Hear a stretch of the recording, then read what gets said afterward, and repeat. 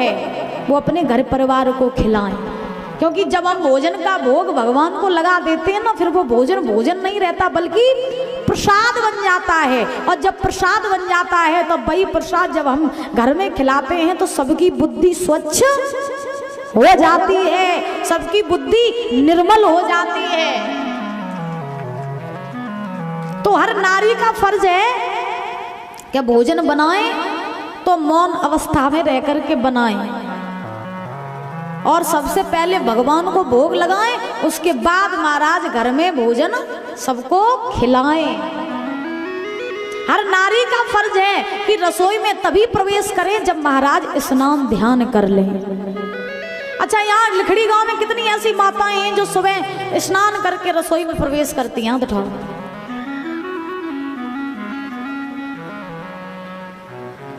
हाथ उठाओ।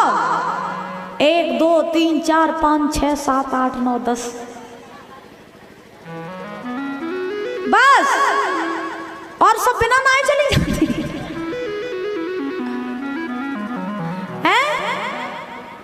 बोला मेरी मैया स्नान करके नहीं जाती हो रसोई में? देखो ये बता नहीं रही है, चुपचाप बैठी है, शर्म लग रही है मेरे को। बोलो ना, नहीं जाती हो? क्यों नहीं जाती हो? देखिए, कहा जाता है कि घर की जो स्त्री होती है वो महाराज एक रूप से घर की अन्नपूर्णा भी होती है। क्या होती है? अन्नपूर्णा।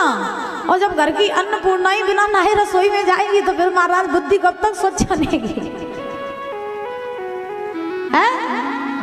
तो हर नारी का ये धर्म है कि रसोई में जब भी प्रवेश करें तो स्नान करके ही रसोई में प्रवेश करना चाहिए, और बड़े स्वच्छता के साथ में भोजन बनाना चाहिए, क्योंकि हम जैसा ही अन्न खाते हैं वैसा ही हमारा मन होता है। और देखो मैया, भोजन बनाती जाओ, मन ही मन में भगवान का भजन करती जाओ। राम राम कृष्ण कृष्ण राधे राधे, जो भी आपको नाम प्रिय हो उस नाम को जाप करते करते मन ही मन में और भोजन बनाती जाओ, फिर वो भोजन भोजन नहीं प्रसाद बन जाएगा, है ना भैया?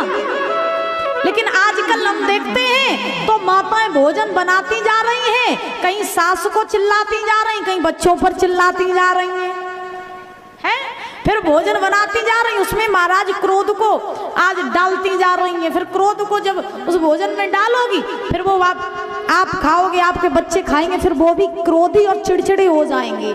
इसलिए भोजन बनाते समय सावधानी बरतनी चाहिए, ठीक है भैया? अच्छा, आज से कौन कौन स्नान करके रसोई में जाएंगे? हाथ उठाओ।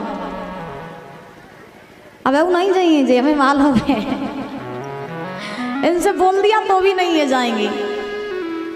बोली बाके बिहारी लाल की। तो मैया यशोदा भोजन बना रही हैं, मैया चुप रही हैं, तब तक बाबा नंद आ गए। बाबा नंद ने आज महाराज भगवान से कहा है, हे कृष्ण, तुम्हारी मैया जो पकवान बना रही है ना, और जो आज जो भी तैयारियां वृंदावन में चल रही हैं, ये इसलिए चल रही हैं कि हम सभी ब्रजवासी मिल करके इंद्रदेव का पूजन करते हैं। किसका पूजन करते हैं? इंद्रदेव का। भगवान बोले इंद्र का पूजन क्यों करते हैं? तो बाबा नंद ने कहा कि जब हम इंद्र का पूजन करते हैं तब इंद्र प्रसन्न होकर के जल की वर्षा करते हैं। जब जल की वर्षा होती है तब हमारा धन धान्य बढ़ता है, हमारी फसल उगती है और हमारा लालन पालन होता है, इसलिए हम इंद्र का पूजन करते हैं। भगवान ने कहा, बाबा आप किस किस अंधविश्वास में पड़े हो? अरे इंद्र का तो काम है जल की वर्षा करना, और जो अपना कर्म करता है उसे हम कभी भगवान नहीं मान सकते। दादा एक आपको सत्य बात बताएं, शायद आप लोगों को भी पता हो कि आज की दुनिया में 100% में से 80% लोग ऐसे हैं जो ज्यादा से ज्यादा अंधविश्वास में पड़े हैं। सत्य बता रहे आपको, सबसे ज्यादा महाराज इंसान आज का अंधविश्वास में पड़ा है। अंधविश्वास में महाराज कैसे पड़ा है सुनो, और सबसे ज्यादा ये माताएं पड़ी रहती हैं। सबसे ज्यादा ये माताएं अंधविश्वास में पड़ी रहती हैं। कैसे? अगर महाराज इनसे कह दिया जाए कि वहाँ चले जाओ, वो फलाने से बाबा जी हैं और उनके पास में तुम जाओगे, इतनी इतनी वो दक्षिणा मांगेंगे, उतनी दक्षिणा दे देना, तुम्हारे सब काम पूरे हो जाएंगे। तो ये माताएं महाराज उनको भगवान की तरह पूजने लगती हैं, सुबह शाम भगवान की तरह। अब बाबा जी पैसा भी पूरा ले लेते हैं और महाराज काम भी होता नहीं है, अंधविश्वास में ये माताएं पड़ जाती हैं। लेकिन मेरी मैया, भगवान सिर्फ एक है,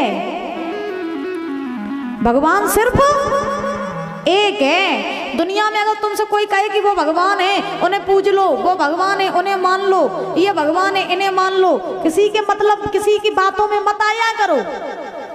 भगवान पर भरोसा रखा करो, भगवान के आश्रय रहा करो।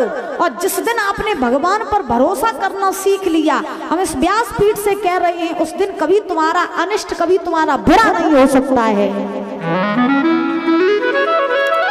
लेकिन विश्वास करना सीखो। तो तुम्हें कोई बता दे भैया हम वहां गए थे, हमारा सारा काम सफल हो गया, तो तुम भी जाओगे भगवान मान लोगे। अरे मेरी माँ, दुनिया में जो कर्म करता है उसे भगवान नहीं मान सकते हैं। भगवान तो सिर्फ एक ही है, वो है परम पिता परमात्मा, वही भगवान है।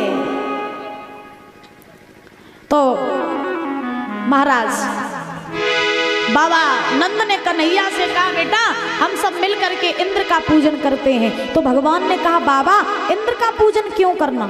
अरे जो खुद की रक्षा नहीं कर सकता है, भला वो हमारी रक्षा क्या करेगा? इसलिए आप इंद्र का पूजन न करके आप गोवर्धन का पूजन करो। किसका पूजन करो?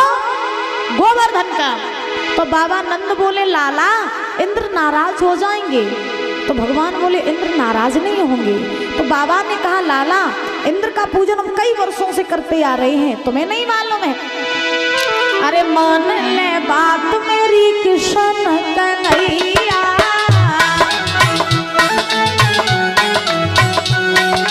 बेटा मान ले बात मेरी कृष्ण कन्हैया। इंद्र हो भी नाराज बिगड़े सब ही काज पासो, पूजन दे पूजन दे।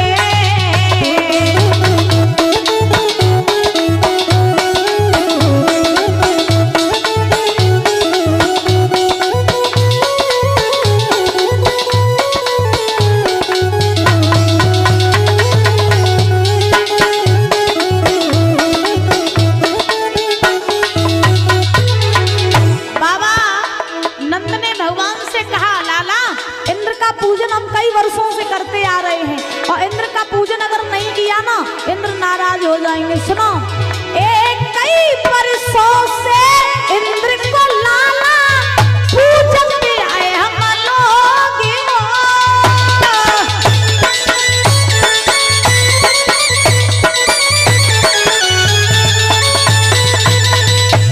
ए श्रद्धा भक्ति से इंद्र देव को लगाते आए हम भोग।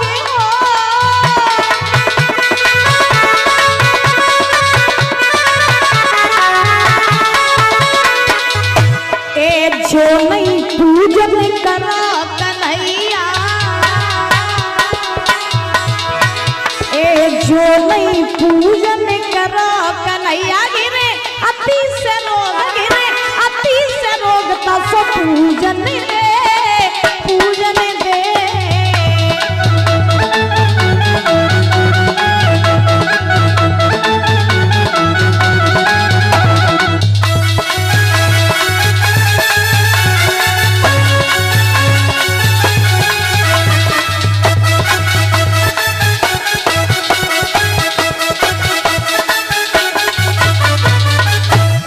महाराज नंद ने कहा, इंद्र का पूजन करने दो कन्हैया।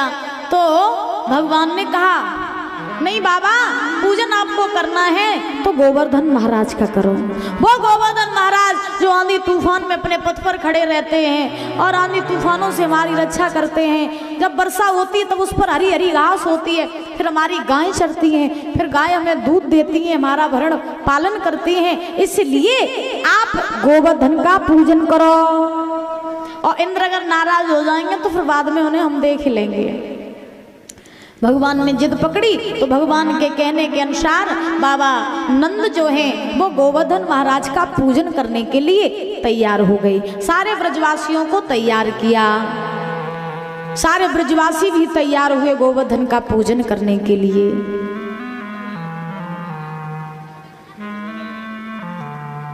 ये गोवर्धन महाराज थे कौन? आप बताइए, गोवर्धन महाराज कौन थे? पता है आपको? दादा आपको पता है? बताइए। नहीं पता? क्योंकि देखिए भगवान कन्हैया ने जितनी भी लीलाएं की हैं उन लीलाओं के पीछे कुछ ना कुछ रहस्य जरूर छिपा है, लेकिन हम रहस्य से थोड़े परे रहते हैं इसलिए हम समझ नहीं पाते हैं। ये गोवर्धन महाराज कौन थे? ये गोवर्धन महाराज जो थे ये महाराज द्रोणांचल पर्वत के पुत्र थे। किसके पुत्र थे परीक्षित जी? द्रोणांचल पर्वत के पुत्र थे ये गोवर्धन महाराज। और इन गोवर्धन महाराज को इस ब्रज भूमि पर महाराज पुलस्त्य ऋषि लेकर के आए थे। हाँ, पुलस्त्य ऋषि लेकर के आए थे। अब शंका वाली बात यह है कि गोवर्धन महाराज का भगवान ने पूजन क्यों कराया, पूजा क्यों कराई? ऐसे कौन से पुण्य किए थे गोवर्धन ने जो महाराज भगवान ने गोवर्धन की पूजा कराई? क्योंकि जिसके जन्म जन्मांतर के पाप नष्ट हो जाते हैं और जब पुण्यों का उदय होता है तब भगवान की प्राप्ति होती है। तो ये गोवर्धन महाराज की पूजा भगवान ने क्यों कराई? पता है आपको? पता है आपको? नहीं पता? अच्छा हम बताएं तो याद रखोगे? अच्छा तो ठीक है, तो फिर हम बताए दे रहे हैं। मैया सुन लो मेरी माँ, है भगवान ने गोवर्धन की पूजा क्यों कराई? तो सुनो, एक समय की बात, त्रेता युग में जब प्रभु श्री राम लंका में जाने के लिए महाराज सेतु का निर्माण कर रहे थे, पुल बनवा रहे थे प्रभु श्री राम, तो जितनी भी वानर सेना थी वो छोटे छोटे पत्थर ला ला करके और समुद्र में डाल रहे थे। हनुमान जी ने देखा कि ये छोटे छोटे वानर हैं, छोटे छोटे पत्थर ला रहे हैं, समुद्र में डाल रहे हैं, तो ऐसे इन्हें कई दिन हो जाएंगे, पुल नहीं बन पाएगा। तो हनुमान जी में तो अपार शक्ति थी। हनुमान जी ने सोचा ऐसा करें कि हम पूरा पर्वत उठा लाएं और पूरा पर्वत हम इसमें लगा दें समुद्र में, पुल में। तो हनुमान जी चले और हनुमान जी महाराज क्या किया कि इस गोवर्धन पर्वत को इन्होंने उठा लिया और हनुमान जी उठा करके चलने लगे। हनुमान जी जैसे ही गोवर्धन पर्वत उठा करके चलने लगे तब तक महाराज सेतु पूरा बन चुका था। तो राम का आदेश हनुमान जी को मिल गया कि हनुमान तुम जो भी पर्वत या जो भी पत्थर ला रहे हो वो वहीं रख दो, सेतु का निर्माण हो चुका है, वहीं रख दो। हनुमान जी गोवर्धन पर्वत वहीं रखने लगे, लेकिन गोवर्धन पर्वत जो रहे वो रोने लगे। हनुमान जी बोले भैया रो क्यों रहे हो? गोवर्धन पर्वत ने कहा हे हनुमान जी रो तो हम इसलिए रहे हैं कि हम सोच रहे थे कि हम राम के सेवा में लग जाते, पुल में अगर हम लग जाते तो राम के चरण हमारे ऊपर पड़ते तो हमारा भी भाग्य खुल जाता, हम भी धन्य हो जाते प्रभु राम के चरण छू करके। लेकिन हमारा तो ये सौभाग्य नहीं है जो प्रभु श्री राम के चरण हमारे ऊपर पड़ पाए। अब जब गोवर्धन पर्वत ने ये बात कही तो दादा हनुमान जी ने यही खबर पहुंचाई राम जी के पास कि प्रभु गोवर्धन पर्वत बहुत रो रहे हैं। तो गोवर्धन पर्वत को वरदान दिया राम जी ने कि हे गोवर्धन पर्वत, त्रेता युग में अगर तुम मेरी सेवा में नहीं लग पाए तो कोई बात नहीं, द्वापर जब आएगा और द्वापर में जब हम कृष्ण का अवतार धारण करेंगे तब हम द्वापर में आकर के तुम्हारी पूजा करवाएंगे। पहला रहस्य। उसके बाद राम जी ने इसी गोवर्धन पर्वत से कहा कि अगर त्रेता युग में तुम हमारी सेवा में लग जाते, त्रेता युग में अगर तुम हमारी सेवा में लग जाते तो हम तुम्हारे ऊपर होते और तुम हमारे नीचे होते। लेकिन द्वापर जब आएगा तो द्वापर में इसका उल्टा होगा। जब हम कृष्ण बनेंगे और जब तुम्हारी पूजा कराएंगे, इंद्र जब नाराज होगा तब हम तुम्हें अपनी उंगली पर धारण करेंगे, तब हम तुम्हारे नीचे होंगे, तुम हमारे ऊपर होगे। इसलिए भगवान ने गोवर्धन की पूजा कराई। महाराज, भगवान की कथाओं के पीछे बहुत रहस्य छिपे हैं परीक्षित जी। तो आज सारे ब्रजवासी जो हैं वो गोवर्धन महाराज का पूजन करने के लिए और महाराज चले हैं। भगवान की आज्ञा मान करके सभी ब्रजवासी जा रहे हैं। सुंदर सुंदर वस्त्र पहने, सुंदर सुंदर पकवान लिए और टोकरी ले करके महाराज जा रहे हैं, गाते हुए नाचते हुए और बड़े भाव से। कौन कौन चलेगा गोवर्धन? हाथ उठाओ, कौन कौन चलेंगे? इधर ये दादा लोग नहीं जाएंगे क्या? गोवर्धन महाराज से लड़ाई चल रही है क्या? चलोगे? अच्छा, तो जो जो लोग चलेंगे वो जरा हाथ उठाओ ऊंचे ऊंचे, और हम सब लोग चलेंगे गोवर्धन में, ठीक है? और कैसे चलेंगे? क्या मैं तो और गोवर्धन को और जाऊं मेरे वीर, नहीं माने मेरो बनुआ।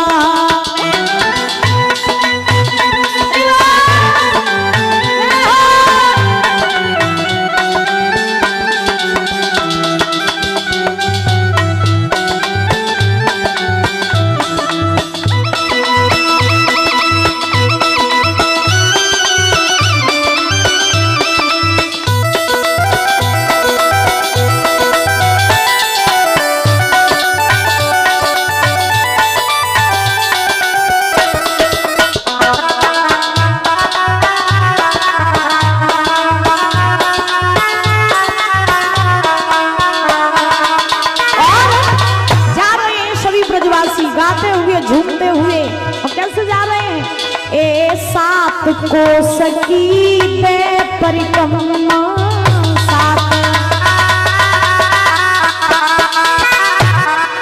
साथ को सकी कर परिक्रमा,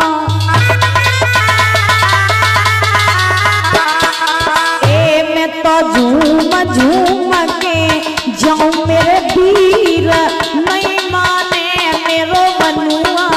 मैं तो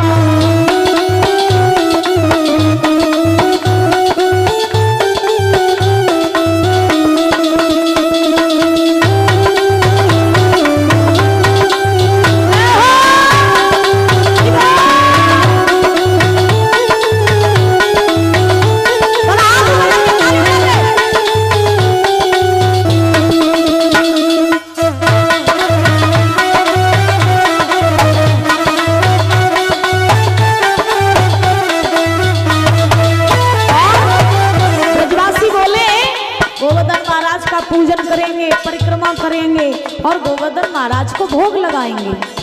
अच्छा, कौन कौन परिक्रमा करके आया गोवर्धन महाराज की? आप बताओ। गोवर्धन महाराज की परिक्रमा की है? कितनी बड़ी परिक्रमा? 21 किलोमीटर की है, 7 कोस की है। आनंद आता है ना? देखा आपने कैसे ब्रजवासी झूम झूम करके परिक्रमा लगाते हैं ना? हाँ, तो हम लोग भी जो नहीं गए हैं उनको गोवर्धन महाराज कल ही बुलाएंगे, लेकिन भाव रखो, हाथ ऊपर करके बड़े भाव से, और यहाँ पे कह देना आज ही कि प्रभु हमें नहीं बुलाया है तो कृपा कर देना और जल्दी हमें बुला लेना अपने पास। हाँ, तो जो जो जाना चाहते हैं बात, और हाथ ऊपर करके सीधे सीधे, क्या बात है, और बोलेंगे ए सात शेर की करूं करैया,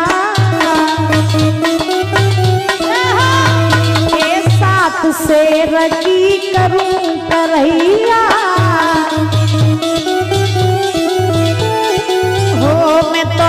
रुचि रुचि भोग लगाऊं मेरे वीर, नहीं माने मेरो मनुआ।